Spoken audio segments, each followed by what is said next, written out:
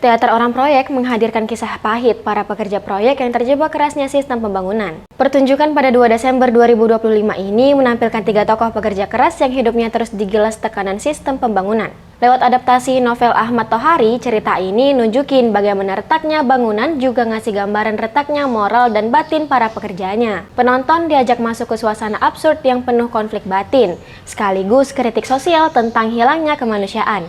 Sutradara Ari Pahala Huta Barat menjelaskan bahwa tantangan terbesar yang pertama melakukan adaptasi dari novel menjadi teks pertunjukan teater. Jadi proses aliwahana itu tantangan paling susah. Nomor 2 yang melatih aktor dan mewujudkannya ke panggung. Makna dari teater tadi apa ya kira-kira?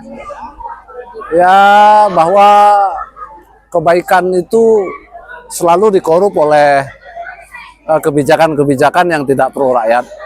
Tantangan terbesar adalah mengubah novel menjadi pertunjukan panggung yang kuat secara visual. Ia juga menegaskan bahwa kebaikan sering dikorup oleh kebijakan yang nggak perlu, yang jadi inti kritik dari lakon ini. Para aktor berusaha memerankan tekanan hidup pekerja proyek dengan jujur, lewat latihan intens dan eksplorasi karakter. Pemain Lentera Zulkarnain menyebut chemistry antar pemain dibangun lewat aktivitas bareng, supaya hubungan di panggung terasa organik. Sulit semua, Kak. Gimana cara bangun chemistry nih buat Kalau ngebangun chemistry antar pemain sih kami biasanya melakukan aktivitas bareng-bareng ya, kayak makan bareng atau tidur bareng, ya macam-macam lah. Banyak kegiatan yang kami lakukan bersama agar secara organik tercipta chemistry antar pemain gitu.